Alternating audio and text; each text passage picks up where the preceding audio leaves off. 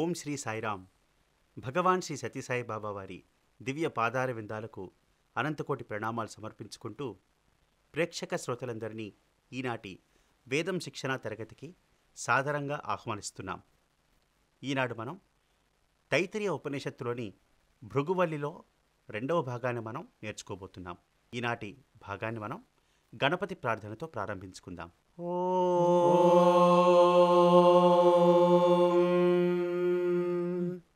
गणानान्त्वा गणपतिगुं हवामहे कविं कवीनामुपमश्रवस्तमम् ज्येष्ठराजं ब्रह्मणां ब्रह्मणस्पत आनः शृण्वन् नोतिभिः सीदसादनम् प्रणो देवी सरस्वती वाजेभिर्वाजिनीवती धीनामवित्रयवतो गणेशाय नमः सरस्वत्यै नमः श्रीगुरुभ्यो नमः हरिः ओम.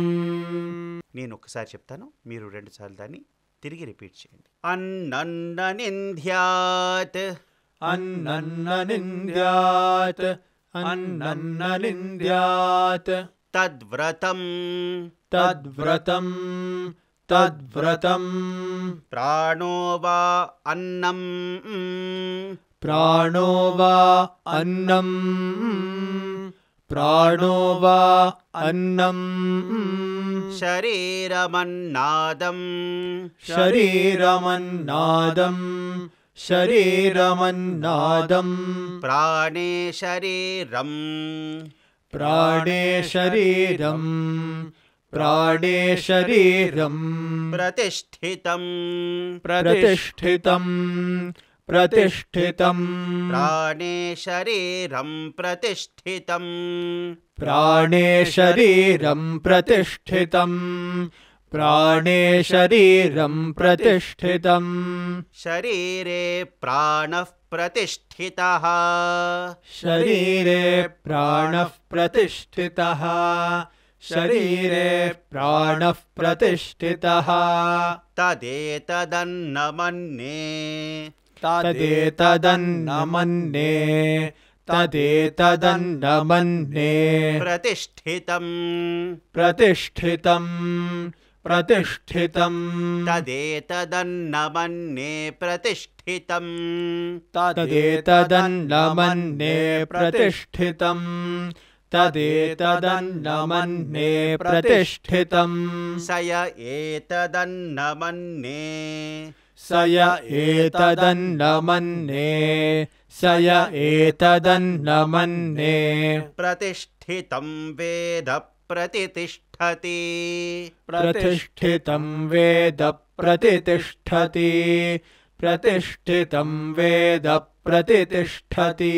సయ ఏతదన్నమన్యే ప్రతిష్ఠితం వేద ప్రతితిష్ఠతి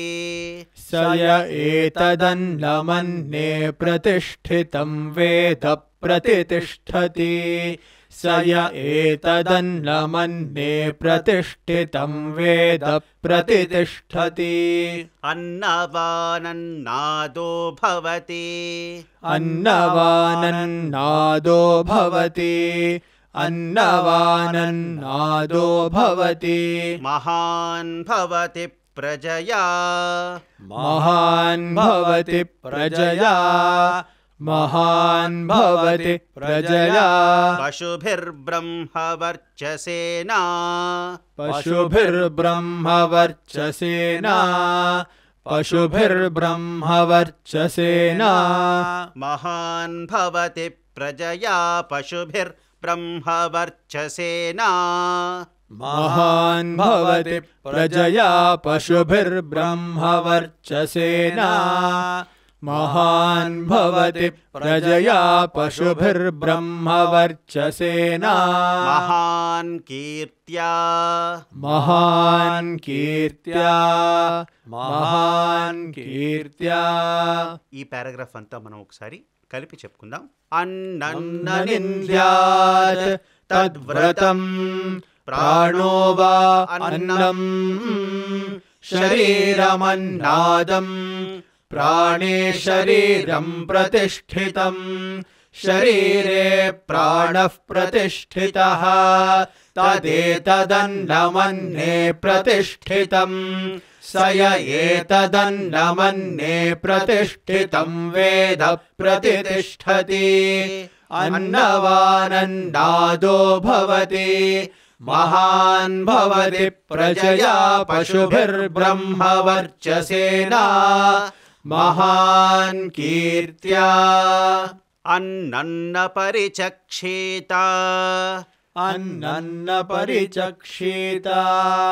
अन्नन्न परिचक्षेता तद्व्रतं तद्व्रतं तद्व्रतम् आपो वा अन्नम् आपो वा अन्नम् आपो वा अन्नम् ज्योतिरन्नादम् ज्योतिरन्नादम् ज्योतिरन्नादम् अप्सु ज्योतिः प्रतिष्ठितम् अप्सु ज्योतिः प्रतिष्ठितम् अप्सु ज्योतिः प्रतिष्ठितम् ज्योतिष्यापः प्रतिष्ठिताः ज्योतिष्यापः प्रतिष्ठिताः ज्योतिष्यापः प्रतिष्ठिताः तदेतदन्नमन्ये प्रतिष्ठितम् तदेतदन्नमन्ये प्रतिष्ठितम् तदेतदन्नमन्ये प्रतिष्ठितम् स य एतदन्नमन्ये प्रतिष्ठितम् स य एतदन्नमन्ये प्रतिष्ठितम् स य एतदन्नमन्ये प्रतिष्ठितम् वेद प्रतितिष्ठति वेद प्रतितिष्ठति वेद प्रतितिष्ठति स य एतदन्नमन्ये प्रतिष्ठितं वेद प्रतितिष्ठति स य एतदन्नमन्ये प्रतिष्ठितं वेद प्रतितिष्ठति स य एतदन्नमन्ये प्रतिष्ठितं वेद प्रतितिष्ठति अन्नवानन्नादो भवति अन्नवानन्नादो भवति अन्नवानन्नादो भवति महान् भवति प्रजया महान् भवति प्रजया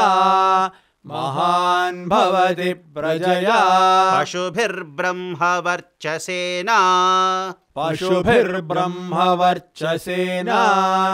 पशुभिर्ब्रह्मवर्चसेना महान् कीर्त्या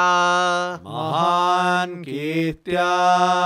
महान् कीर्त्या ఈ పారాగ్రాఫ్ మళ్ళీ ఒకసారి మనం కలిపి చెప్పుకుందాం. అన్నం న పరిచక్షీత నుంచి అన్నన్న పరిచక్షేత తద్వ్రతం आपो वा अन्नम् ज्योतिरन्नादम् अप्सु ज्योतिः प्रतिष्ठितम् ज्योतिष्यापः प्रतिष्ठिताः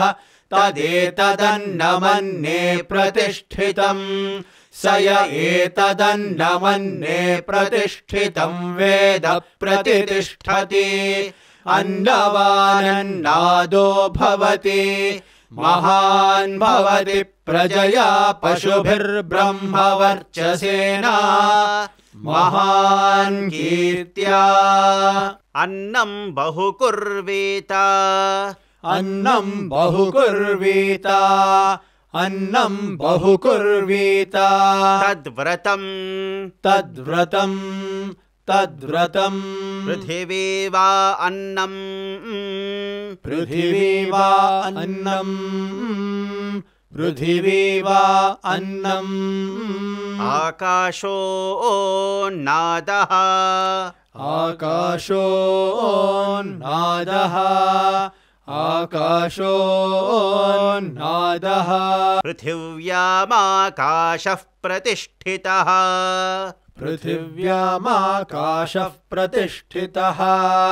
पृथिव्यामाकाशः प्रतिष्ठितः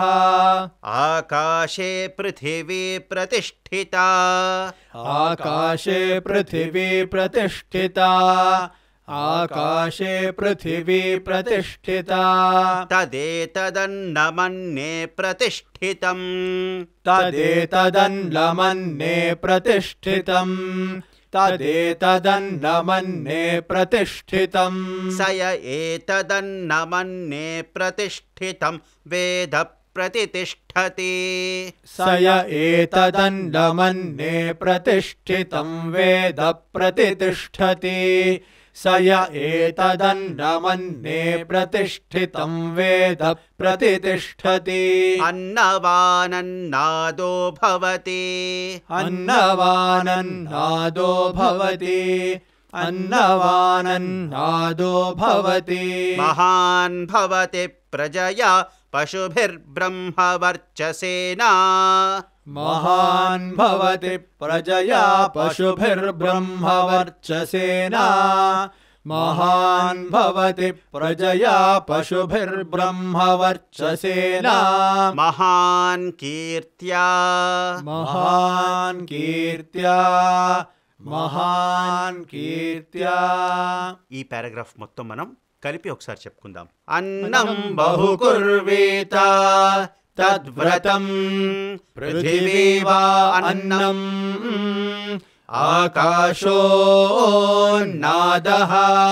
पृथिव्यामाकाशः प्रतिष्ठितः आकाशे पृथिवी प्रतिष्ठिता तदेतदन्नमन्ये प्रतिष्ठितम् स य एतदन्नमन्ये प्रतिष्ठितं वेद प्रतितिष्ठति अन्नवानन्नादो भवति महान् भवति प्रजया पशुभिर्ब्रह्मवर्चसेना महान् कीर्त्या భృగువలిలోని రెండవ భాగాన్ని ముగించే ముందు ఈనాడు చెప్పుకున్న పారాగ్రాఫ్స్ అన్నీ ఒకసారి మనం కలిపి చెప్పుకుందాం. తరువాయి భాగంలో మనం భృగువల్లి యొక్క మూడవ ఆఖరి భాగాన్ని నేర్చుకుందాం. ఈ కార్యక్రమాన్ని ఇది చెప్తూ దీని తర్వాత క్షమాప్రార్థనా మంత్రం కూడా చెప్పుకుందాం. అన్నన్ననింద్యాత్ తద్వ్రతం ప్రాణో వా అన్నం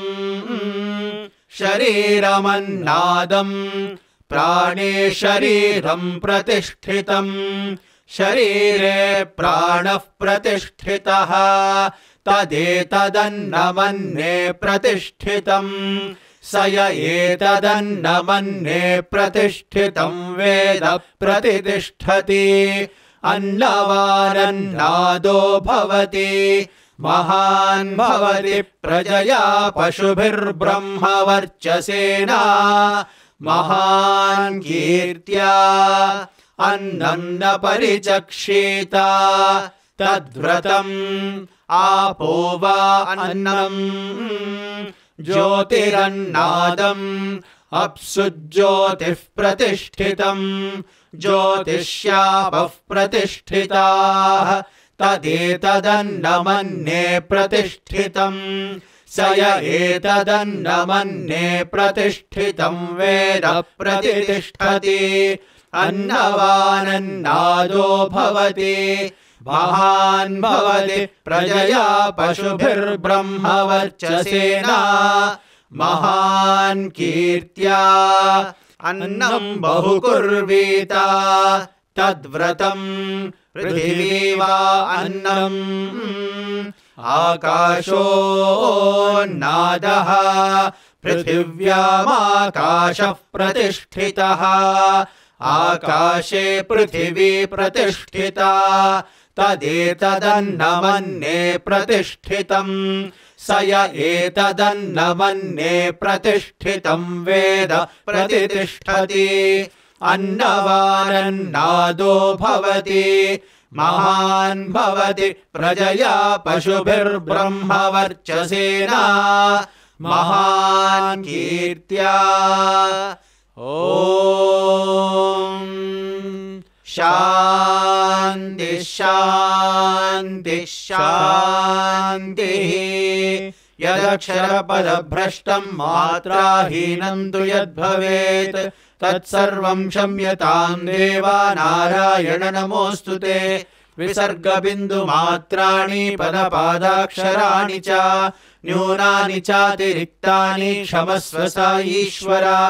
अपराधसहस्राणि क्रियन्ते हन्निशं मया दासोऽयमिति मां मत्वा क्षमस्व स ईश्वर अन्यथा शरणं नास्ति त्वमेव शरणं मम तस्मात् कारुण्यभावेन रक्ष रक्ष स ईश्वर हरिः ॐ तत्सत् श्री साईश्वरार्पणमस्तु ॐ